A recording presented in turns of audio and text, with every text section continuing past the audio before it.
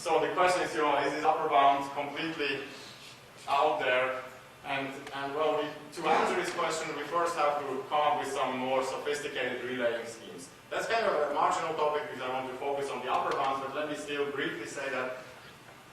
So there are there are many more strategies, but there are two strategies that are actually analyzable. One people have started calling decode and forward. So what is this? You think of it, you have to think in multiple blocks. In the first block, the source sends some message to the relay. The relay decodes. But the destination actually is also listening and kind of just stores whatever it receives. Then in the next block, the source sends the next part of the message to the relay, but it also superposes a little bit of the previous block. And together with the relay, this will serve as an update about the first block, and all of a sudden destination with its loads from block 1 and the new receive signal from block 2 will actually manage to decode the message from block 1. Right? And then you keep going like that. Right? So source to relay, and then kind of relay and source together resolve the uncertainty at the destination. It turns out that this sounds rather involved, but it turns out that you can actually analyze this. Sorry, I have a question. It's a period block choice, assuming the relay can receive and transmit at the same time. That's actually a very good point that I should have made earlier a little bit. So we are assuming here that the relay can receive and transmit at the same time. The reason for this is actually very simple, right? It's not necessarily because we believe these are the only interesting relays, but it's because the theory is much nicer for these, right? So you can say nicer things. And let me explain you in that case, just as a footnote quickly, why this is the case. The problem, if the relay cannot transmit and receive at the same time, is that you can send additional information through the pattern according to which the relay sends and receives. And that screws up your whole analysis, right? Because then Gaussian inputs are no longer optimal and you have to search in a much larger space. You will get, it will just not look as nice, right? So you will not get any kinds of good insights. I mean, that's not exactly true, you can still get some insights, but here it's kind of more clean, you get nice formulas. So if you want, this is kind of a benchmark, and you can ask yourself, well, where do you get if you cannot do, you cannot transmit and receive at the same time? But it's a good point, I completely agree. And then there's another strategy which again assumes actually the same thing, so you can receive and transmit at the same time, which is kind of a very, very different approach. So in block 1, so it's again kind of worth in block 1 the source sends some message, right, some message block. The destination cannot decode it because it's too high of a rate, right, there's too much noise if you want for the number of messages, so cannot decode. The destination again stores the whatever it receives, but the relay now does something completely different. The relay cannot decode either in this strategy, but instead what it does, it just compresses what it received, and it will send some general sense of what it compressed to the destination using some advanced techniques of side information coding. Again, I don't want to get too much into this. This is relatively old material, and so what you get with these two, so this is this decode and forward gives you this kind of a curve, and this compress and forward gives you this other, the green, I hope it's green, right? It's green line. So we can just briefly understand something, right? So what this says is that this compress and forward strategy is actually a good idea if the relay is close to the source, which is very intuitive because then you can give very clean instructions to the relay. However, if the relay is far away from the source, it will be very tough, right? And you will not gain anything actually because you're forcing the relay to be cold. Whereas this compress and forward somehow is the reverse, right? It performs well if the relay sits very close to the destination because in that case it can give a lot of hints to the destination. So it's very easy for the relay to give hints to the destination. And so I guess that's the picture we get, right? And that's actually unfortunately pretty much the picture where we are right now in terms of research. So we will see a little improvement in the upper bound. But you see there is this gap here, right? Everywhere, except in the limiting cases, here and here. You have a gap everywhere. So let's see whether we are, and so this is the ISNR picture, not much change actually. It's just slightly different. So let's move away in that case a little bit from this model and see whether we are up here with slightly different models. Right? So this picture, okay, we'll buy it for now, but let's take a slightly different picture here. So the same exact relay setup, except I'm introducing something new. I'm introducing these A coefficients. And these A coefficients are simply Rayleigh fading. So the assumption is that these... So this is just a very brief overview. So these A coefficients are Gaussian random variables, or actually for simplicity, just assume they are phases. That's even simpler, right? This A is just an e to the j some phase, which is randomly chosen between 0 and 2 pi. And this here the same, A13 and A23 also. And what we assume is that the relay, so this is standard call, the relay knows A12, and the destination knows A13 and A23. It's a standard Rayleigh fading assumption. And then, so then you can again ask the same question, pull out these bounds. I'm sorry, my MATLAB code, this is taken from our paper. My MATLAB code somehow didn't work anymore, so I couldn't change these figures. So this figure looks a little different. It's exactly the same that we had before. Here is the distance 0, so forget about the left part of the figure. Here is distance 0, distance 1. So this is the figure that we had before for the non-fading case, right? It looks a little different for the fading case, but the very interesting and quite cool thing is that you actually hit the max-min, no, the min-max, sorry, you hit the min-max cut set exactly over some part with the decode and forward strategy, right? So you get actually, with this simple upper bound for this channel model, right, it's slightly different. We have to introduce a phase fading here for this picture. You do get a capacity result, surprisingly so. So, I don't know. To explain, I guess, you can give a number of explanations. One is, because of the fading, you cannot beam form. And that somehow brings the upper bound down a little bit. So that's one explanation, if you want, why you get a capacity result. Okay, so that at least one point for the simple upper bound. Another point that one can make for the simple upper bound is actually with many relays. So now let's look at the same exact scenario as before. We have a source node and a destination node, but now we stick a lot of relays in here, right? So there's really many relays, and we want to see how does capacity behave from the source to the destination as the number of relays increases.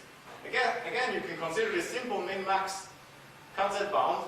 And what will it give you for this cut, for example, let me only evaluate it for this cut, right? You have to maximize over the distribution of what this guy sends, the mutual information between this and all of the received signal at all the relays.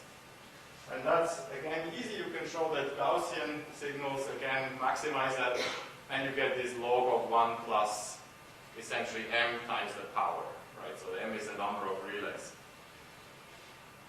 And I guess the interesting thing is not necessarily this upper bound, but the interesting thing is that you can actually achieve this upper bound. And what's slightly more interesting, you cannot actually achieve it with either of the two paradigmatic coding schemes that we saw just before, but you can achieve it with something much simpler when you just do a per single amplifying chord. What I mean by this is that the relay, whatever it receives, it will send off in the next time step, multiplied by some factor. So it's kind of I guess here the strange thing is that you can actually achieve this with a slightly weird scheme. But again, right, you get some type of a capacity result, in this case a scaling type capacity result, just by comparing to the simple min-max bound. Michael, quick question? Yeah. In the same spirit as the previous problem, if the transmitter and the relay were to know all the phases as well, could the upper bound be met?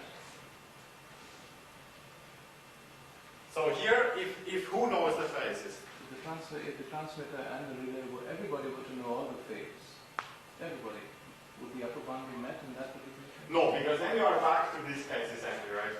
And then you are back to this. I mean, it's just our standard model, right? So that's exactly the one for which the phases are known to everybody. Okay, sorry. And you can correct for all these phases, right? So I guess if everybody knows the phases, you might as well essentially forget them. I think that sounds Kind of just the, okay. Or just, oh, you're saying just the phase, but you still have a magnitude. Mm-hmm. Okay. So if you know the phases, no, then you don't need. If you know the phases, but not the magnitudes, we will be in a very similar scenario as, not this one, but the one before, where you don't need that one. Okay.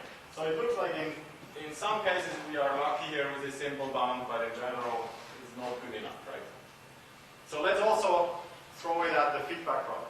For the multi-relay case, why doesn't the contour has this to perform the capacity? Sorry? I mean, what's the intuition that for the multi-relay case, amplifying forward to perform that well, that it can meet the capacity? Just the intuition. Okay, I can give you some. I was trying to put it from the upper bound perspective. Let me still give you the intuition for the lower bound. So the intuition is essentially that you can do beamforming in this model, right? So if at least if there is no fading or not a completely random fading, you can do some form of beamforming if the relays all send in phase. And so then what does that mean? You'll have the power will be a beamforming power, right? So it will be m squared because you have m relays. The received power at the destination will be like m squared times the power, the signal, right? Because it all adds in phase. And the noises, all these noises at the relay will be just m times the noise. Right? And so your effective signal to noise ratio will be like m squared divided by m, right? Which is again m times the original signal to noise ratio. Makes some sense? Yeah. Okay. So that's the very simple, I guess, high order bit here. Feedback case. Okay, so now let's throw the same bound at the feedback case, right? So this is our channel. Actually here I did it a little bit better. There's no more noise, right? So we look at the noiseless feedback for now. And so the idea is you merge all the transmitters. Oh, I have to do a little bit faster. The idea is you just merge the two transmitters and you get some kind of a bound. And then we actually do this a little faster because that's not. What we see here is actually that it's not so good. With respect to this point, at least, it doesn't show that this point would achieve capacity. Right? So this is the max. This is the min-max cut-set bound for the feedback case. So there it's not so good. Right? So the relay didn't really solve the channel problem. It solved the two special cases. Here it doesn't solve our problem, and I haven't actually looked much at the special cases. Well, okay. Let me skip this and come back to it later on. Okay, so what's a bit more interesting is that you can actually prove a slightly stronger cut-set bound, which you could call the max-min. So you swap the max and the min, right, in the previous version, and that's due to Cooperative and Alcalá. It appears in the Cooperative and Thomas textbook. And I guess the proof is actually quite simple if you want.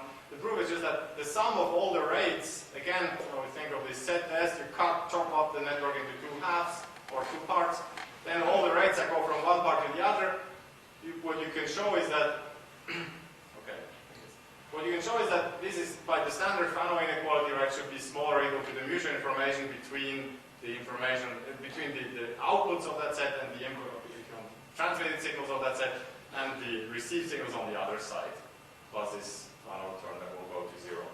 And so in our earlier, so this is, if you want exactly the same argument that we used before, let me not explain actually first time because it's very standard. In the min-max version, right, which was the first version, we would have just maximized this over all distributions of x, right, and then taken the minimum over all possible cuts.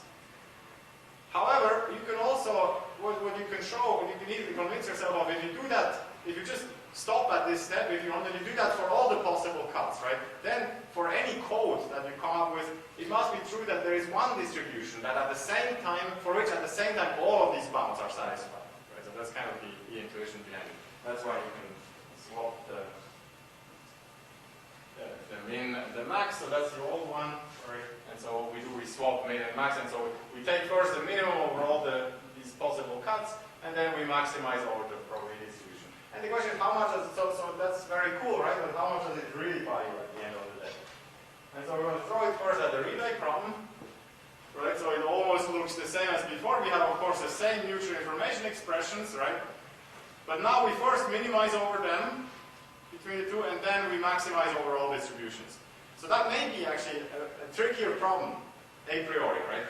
But what's good is that these two bounds are simultaneously maximized if you pick Gaussian distributions, right? So that kind of saves the day. Otherwise, it would be hard to evaluate it. So you can, again, evaluate them just for the Gaussian distributions. You get these two terms, and then you have to just maximize it over all Gaussian distributions, which in this case you can parameterize with a single parameter. So that's kind of, I guess, special to this problem. In general, it will be a little trickier. So that's how you would evaluate it for the relay case. And what does it buy you? Okay, it buys you something, right? So this is the old one, and you manage to chop off that peak. Now there is a little something that's unfortunately not true, right? You would think maybe here you get a capacity result, but that's actually not true. These bounds are slightly apart from each other. So even though this min-max is tighter, it doesn't solve the problem. Right? So that's kind of the message here. And actually on this side, whether you take max-min or min-max doesn't make a difference anyway. So it buys you something, doesn't buy you that much for the relay problem, right? And the same so for IS, no, I actually don't want this, I shouldn't have put this. So let's try that the feedback case. So in the feedback case, you can do a very similar substitution that I just did for the relay case, and again you can show that Gaussians simultaneously maximize everything. So you get these expressions for all the rate expressions.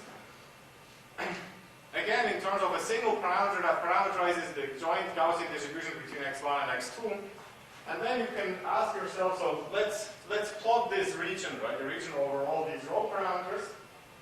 And what you find is that in this case, right, so for the feedback case, you hit it exactly. So apparently for the feedback case, it's a great thing to do this max-min. You see I also put the old bound, so that's our old bound, the min-max, and then if you go to the max-min, you get a significantly tightened bound, and actually it's exactly capacity at least for this point, and also shows how you can, by superposition of different codes, get all the points along the boundary there. So this is actually the capacity region, right? So if you want, for the relay case, gave us something, not that much, at least not for the relay model that we were looking at, but in the feedback case, it does actually solve the problem, right? So it was worth it going to that stronger bound. And then, but now, of course, we want to ask some more questions. How about more than 2 users, right? How about noisy feedback? Can we say something? And so that kind of motivates the last part of the talk. So I'm kind of trusting this. Sorry. You have a question? Yeah. For the feedback case, you have the 2 users. Do you assume any kind of cooperation that they can do, or just like a multiple access channel? I mean, can they do like decoder for, compressor for? That's a very good point, right? So for this bound, they can do anything they want. They can do decoder forward, compressor forward, anything, right? Okay, I see. So I'm not making any assumption here on how they code. This bound is really just this, right? So it's just this, and maybe I should not have jumped this step. It starts from here, right? I'm evaluating this for the multiple access channel. The max overall, the probability distribution, min overall cuts, and then that's for every cut, right? So for the relay, I show you explicitly how I do that. These are my 2 expressions that I minimize for the Mac. I kind of directly jumped to the Gaussian evaluation. These bounds are also valid if the 2 users have like correlated data or something?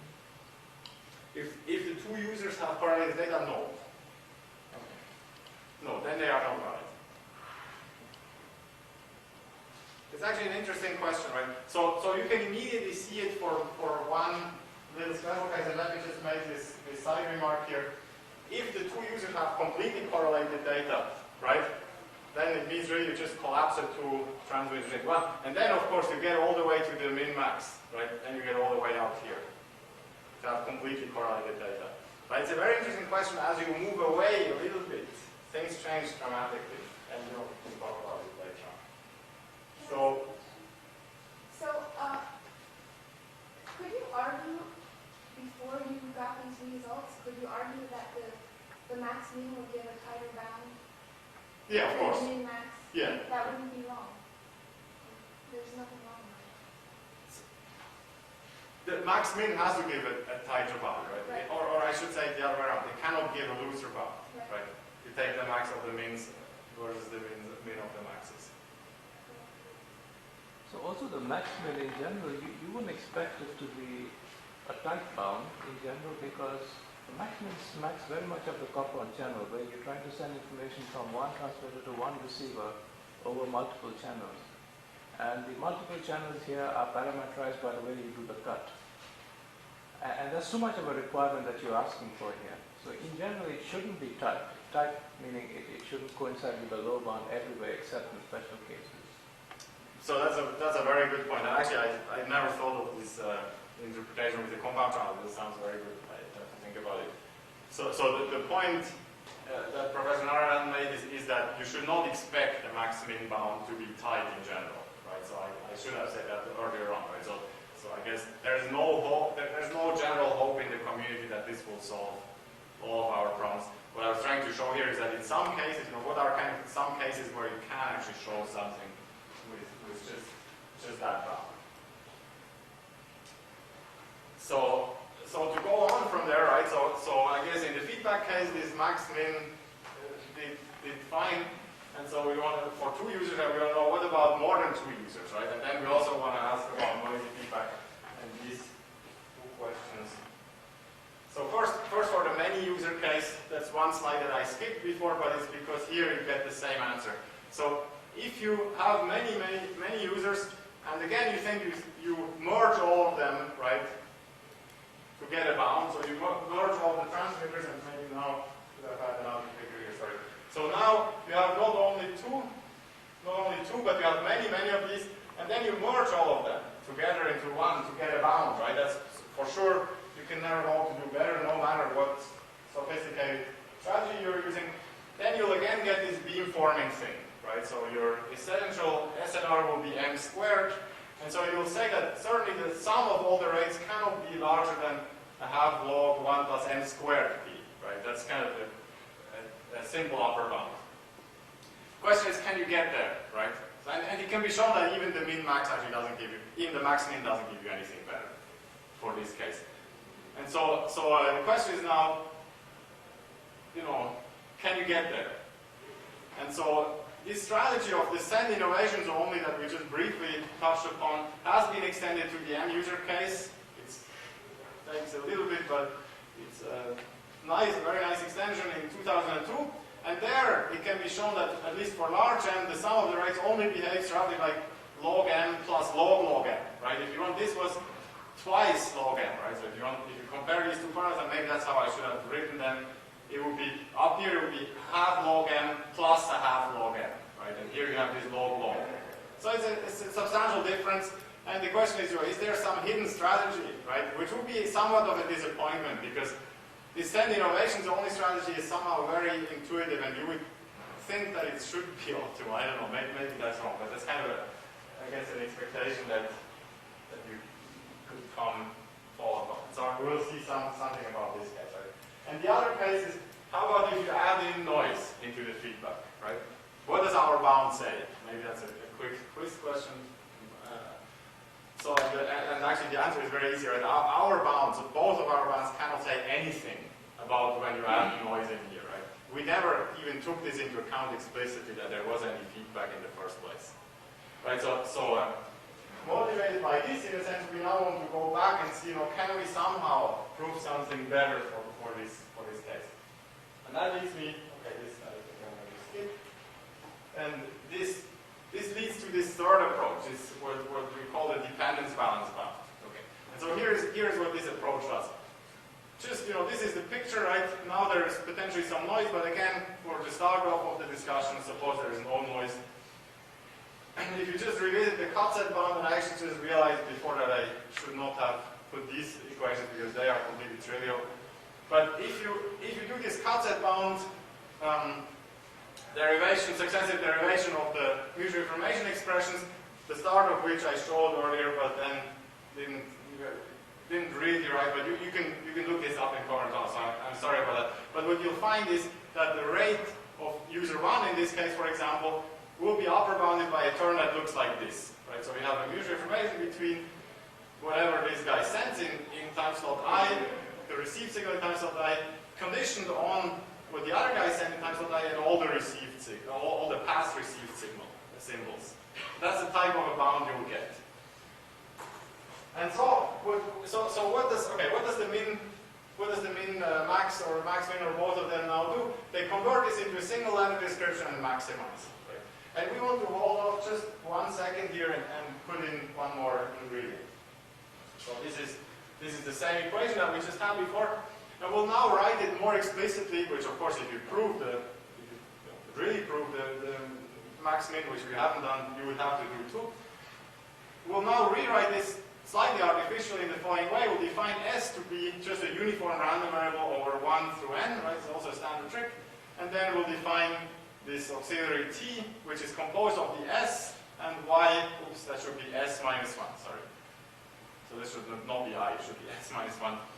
And then you can of course show by trivial manipulations that this mutual information is the same as this. Just if you write this out, right, S is a uniform random variable, you get exactly this expectation. Okay, so that's used even in the proof.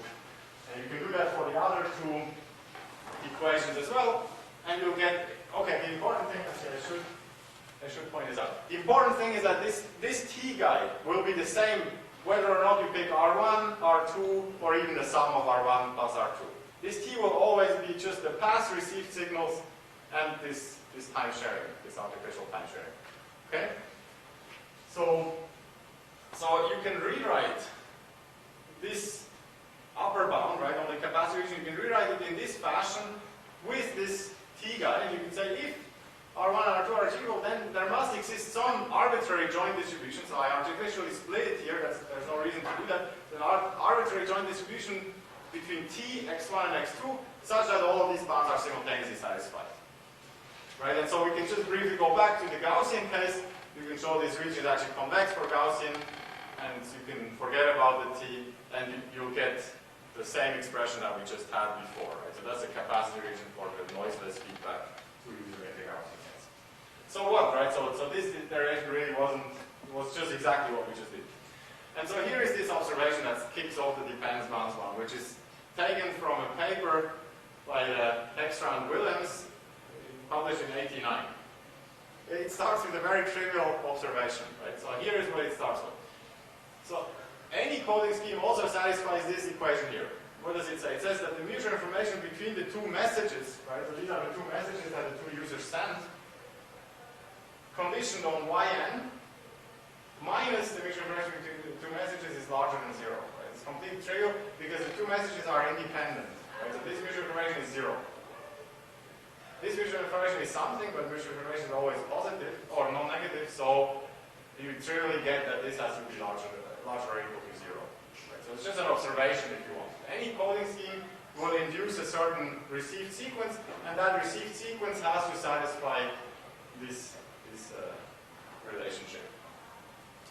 Then, of course, you can start massaging this in a similar way as is done for the cut-set bound in the first place, and you can rewrite it into some shape which I'm just saying that's kind of how Extra and Williams motivate these dependence bounds in their paper. They look mostly as two-way channels, I should say, and discrete actually. So, but you can massage it into this form, for example, where they interpret this. So it's just an interpretation, right? There's no reason to take this. They say that in the ith time step, you produce a certain dependence. That's a dependence, so the mutual information between between x1 and x2 at time I conditioned on the current output and all the past, right? And they say that the dependence that you consume, right, is somehow, you can see this here, right? So this is all the past that you have observed, and then this mutual information is large if conditioned on this. These guys are quite dependent. So that's kind of the dependence that you consume in the ith time step. I don't know, it's maybe a neat explanation, but it's not very needed, of course, for the proof. You don't have to have these explanations. So then the next step that we have to do is, so starting from here, we will now use again our t, and you already can see it, right? It's all again this y of I minus 1. So that's what we'll use. So we will rewrite this condition just in this same shape. So sorry, maybe that was a little quick. So you have these two sums, right? And you write each of the two sums divided by n, again in the same fashion as an expectation over this artificial random variable uniformly distributed over 1 through n, and you can rewrite it in this fashion. And I guess the key interesting thing here is that this is the same t again. So really you can say, if R1 and R2 are achievable, there must exist, well, this we had before, right? But we also say it also has to satisfy this condition, right? We just proved that. Has to satisfy all 4 conditions now. So now we're going to say, well, that's ridiculous, right? We add one more condition, and it was already a capacity for our channel, right? So why add in one more condition? And it's actually a very interesting interpretation. I can also show you. If you just use regular information theoretic transformations, you can take this blue equation in inequality, and you can rewrite it in this shape. It's the same thing, right? It's just, you know, entropies, etc. And now what it says is apparently that no matter what you do, this, right, so the sum rate bound must always be smaller or equal to the side bounds, the sum of the side bounds, right? So this gives you a very nice intuition that says that for any distribution that actually can occur, it must be true that both the sum rate bound and the side bounds must be active, right? It cannot be that the sum rate bound is kind of way out there and the side bounds are really constraining you. So that cannot happen. So,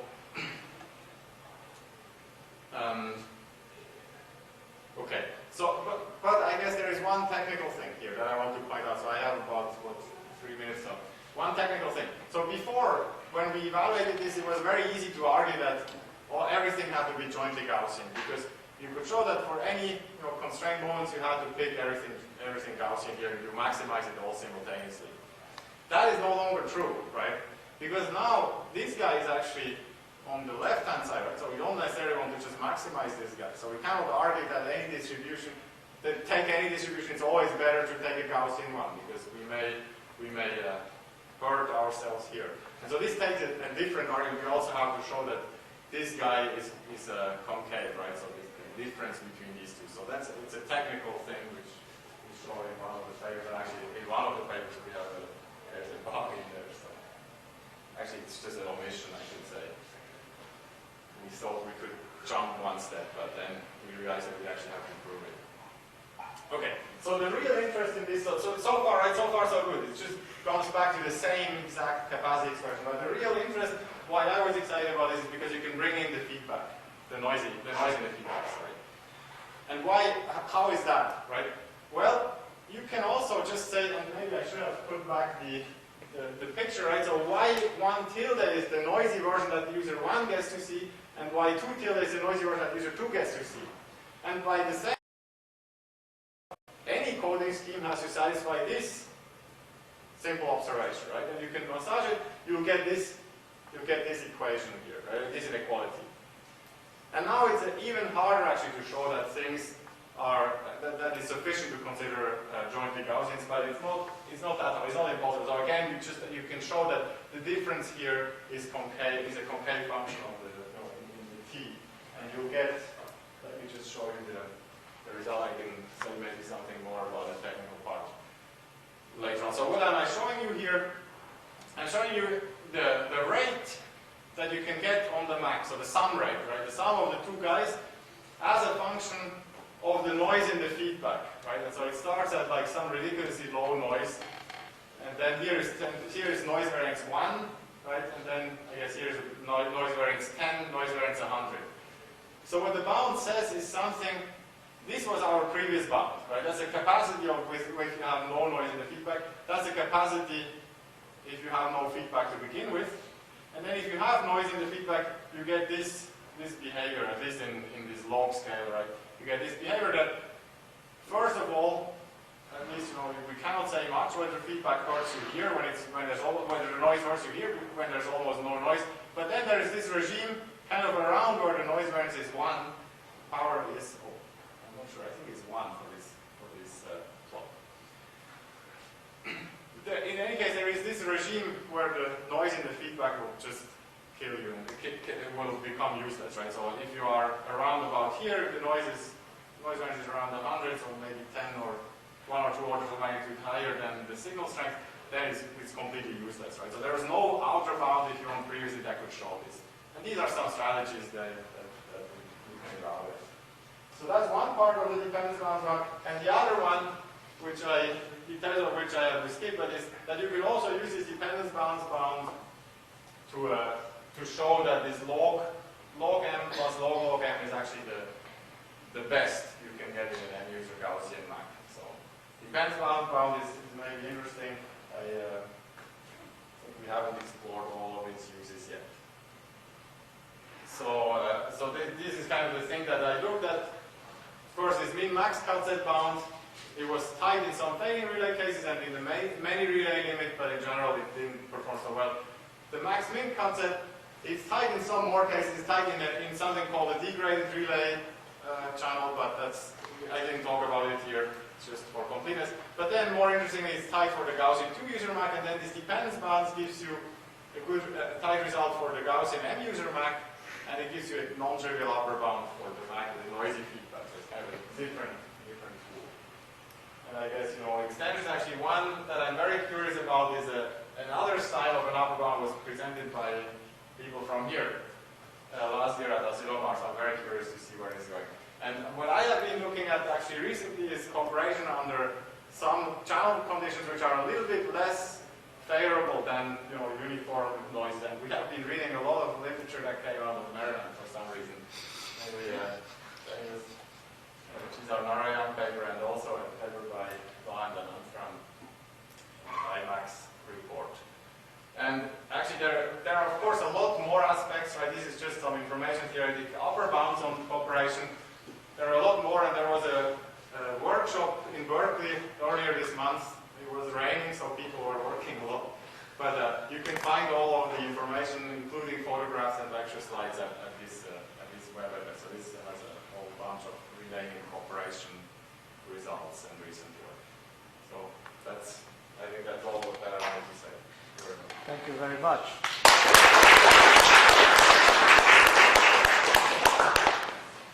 Questions? Session? What about actual coding schemes for any of the scenarios discussed? How do actually transmit? Do you achieve any fraction of that capacity or whatever? It's a very good question, right? It was not at all, of course, the focus of the talk. The focus of the talk was to see what you certainly cannot surpass, and maybe also to identify the cases where you don't want to do it. Now, people have been working on using LDPC for relaying. Again, for special cases, I did something with a student and with Rudi Banke that will be at ISIT, but also people at RISE have been working on this, and Gerhard Kramer has some things.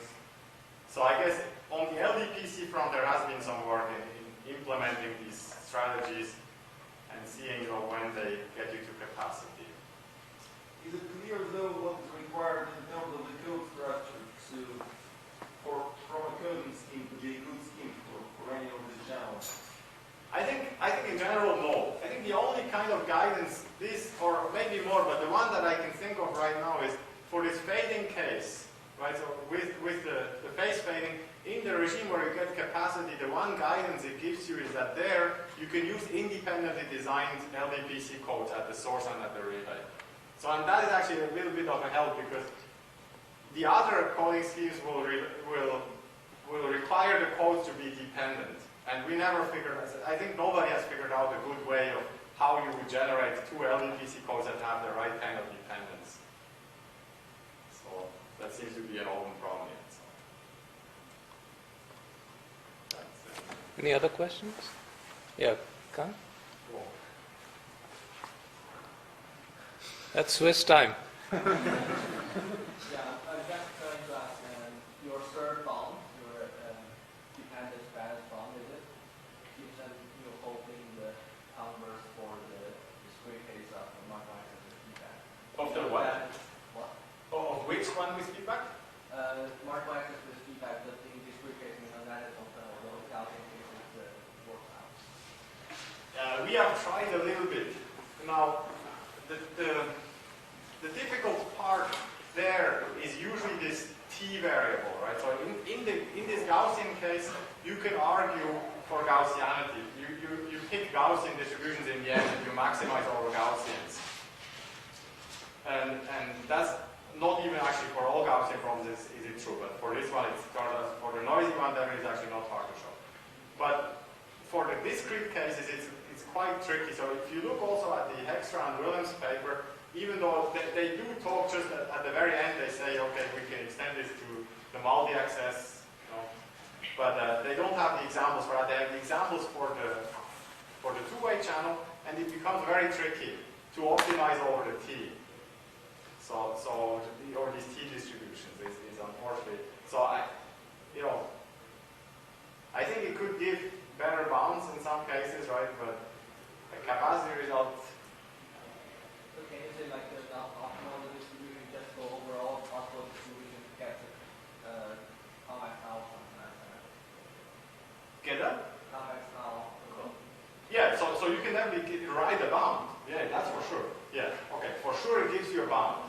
But whether it's a good bound, nobody knows, right? Because the capacity is not known for a general discrete case.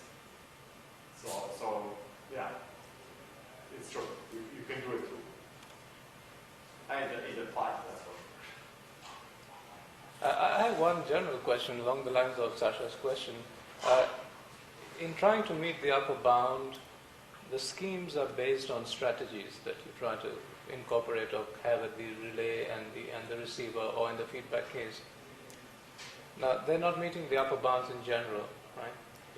Is it due to the fact that maybe something else has to be done? We have to understand the code structure a little better, and maybe the receiver has to be something different. In other words, strategies will not get you there eventually. Something more refined has to be obtained in terms of properties of the codes, and we have to limit ourselves to specific codes with some structure. I mean, there are examples like this where typicality decoding, for instance, at the receiver won't do the job. Could the answer be somewhere along those lines? I mean, it's definitely possible. I think also some strategies, some other coding schemes that one could think of, just kind of, nobody knows how to analyze them. And I guess one that's kind of always around in the relay space is this one. In the compressed forward, what you end up assuming, or what the compressed forward actually very basically assumes, is that the relay gets to see an IID sequence according to some distribution and compresses that one to a certain rate. But that's of course not exactly true, because it's actually a code. It's a code word, 1 out of 2 to the NR. But I guess, I don't know whether, to what degree this plays into what you are saying, how you would exactly decode and re-encode. But that strategy in particular, how would you compress something if you know that it's just 1 out of 2 to the NR code words plus some noise? I don't know, it seems difficult to get at least, a single letter expression, right? As a nasty multi-letter expression, you could of course write the capacity of the relay channel. Well, let's thank the speaker again for a very nice talk. There's a roundtable discussion at 2:15 in the HiNet library, and you're all welcome.